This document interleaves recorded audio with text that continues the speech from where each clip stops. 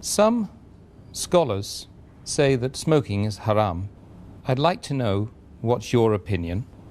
And does smoking invalidate the fast?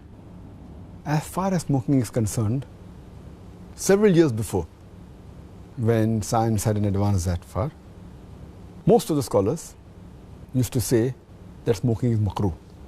Based on the Hadith of Muhammad Sallallahu Alaihi Wasallam, which is mentioned in Sahih Bukhari, volume number 1, in the book of Adhan, Hadith number 855, where the Prophet said that anyone who eats garlic or onion, they should stay away from us and stay away from the mosque. Prophet said that, don't come to the mosque after having garlic or onion because there's bad breath. When you are smoking, the breath is worse than onion or garlic. So based on this hadith, therefore garlic and onion doesn't become haram, it was makruh. So based on this hadith, scholars give the fatwa that smoking is makruh.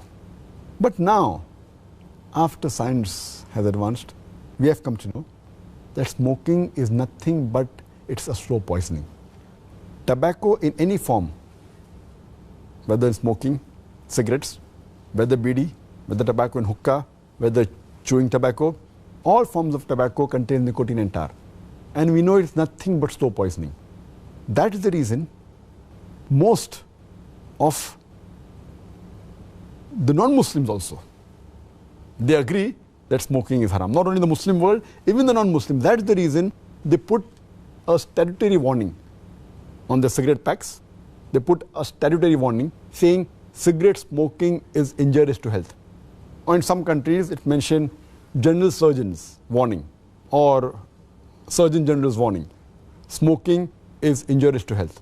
And anyone gives the ad, whether in newspaper, in the magazine or television, it is compulsory that they have to highlight the statement, smoking is injurious to health. So I'm not talking about the Muslim world, even the non-Muslim world agrees that smoking is nothing but slow poisoning. And today, according to statistics, the World Health Organization says that every year more than 4 million people die only because of smoking.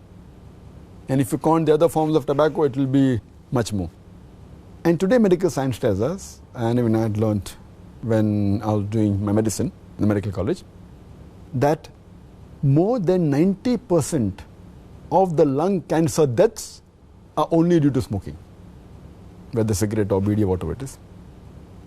25% of the cardiovascular deaths are only because of smoking. 70 to 75% of bronchitis and related deaths are only because of smoking. Smoking is nothing but slow poisoning.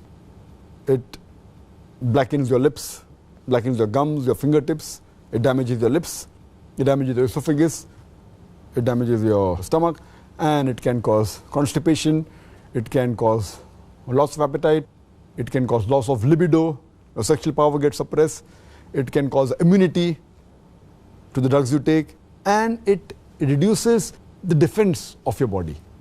And you can only give a talk on why smoking is haram, and I've given a talk on dietary laws in Islam, and I've covered this topic in detail. Time doesn't permit me here.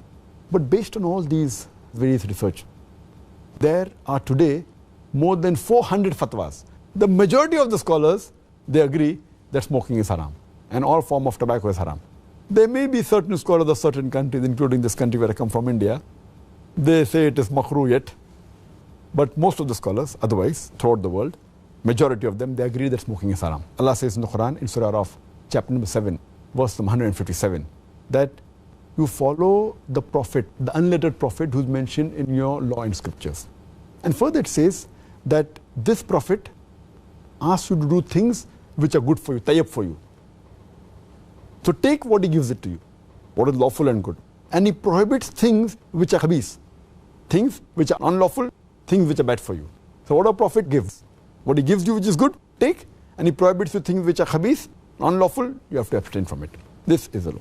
And Allah says in the Quran, in Surah Baqarah, chapter number 2, verse number 195, make not your own hands the cause of your own destruction, indicating that do not kill your own self. Because smoking is nothing but slow poisoning, it comes under this category, something like suicide. Slow poisoning, every puff you take, you reduce your life. So based on this, there are more than 400 fatwas saying that smoking is haram. And furthermore, this is one of the major reasons why it's haram. Furthermore, Allah says in the Qur'an, in Surah Araf, chapter number 7, verse number 31. Eat and drink, but do not be extravagant. Allah says in Surah Isra, chapter number 17, verse number 27, that do not be extravagant, do not be a spendthrift. For verily, a person who is a spendthrift is a brother of the Satan, is a brother of the devil. And we know that when we smoke, it's nothing but extravagance. It's nothing but taking a pound note or a few pounds, or taking a dollar note, the green dollar bill, or a pound, and lighting up with fire. When we smoke, when we light the cigarette, it's nothing but burning money, whether it be rupees, whether it be dollars, whether it be pounds, whether it be riyals. It's nothing but extravagance, which is haram in Islam. And you can give a list of reasons why it's haram. But just to cut it short, one more reason, that you cannot harm your own neighbor. You cannot harm your own brother. And in smoking, when you exhale out the smoke, it causes more damage to your neighbor. Passive smoking is more dangerous than active smoking. And the person who smokes, when he exhales out, if the person who's a neighbor inhales the smoke, it causes more damage to him than the person who smokes. That's the reason many countries like Singapore, etc., they've banned smoking in public places. In your personal house, you can do it. In public places, in government places, smoking has been banned. So based on this, it's haram. So smoking is haram. As far as the second part of the question is concerned, that does smoking invalidate the fast? Normally when a person smokes, the smoke goes into the lung, but there are some other particles also that go into the stomach. So when we smoke, besides the smoke going into the lungs, it also goes into the stomach, and there are some particles, there are some residual things. So all the scholars unanimously agree that smoking does break the fast. It invalidates the fast. So when you're smoking, besides a person breaking the fast, he's even doing a sin, and that reduces the reward. And many people who are chain smokers, they don't smoke during fasting, but the moment the fast ends, after iftar, they take puffs and they keep on smoking the full night. And astaghfirullah, this again defeats the purpose of fasting, increasing of taqwa.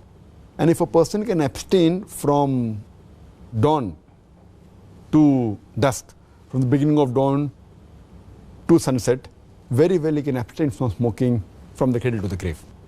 So it's my advice, the chain smoker, Ramadan is a very good time where they can really stop smoking, and that will be a permanent part in their life, inshallah, for the future.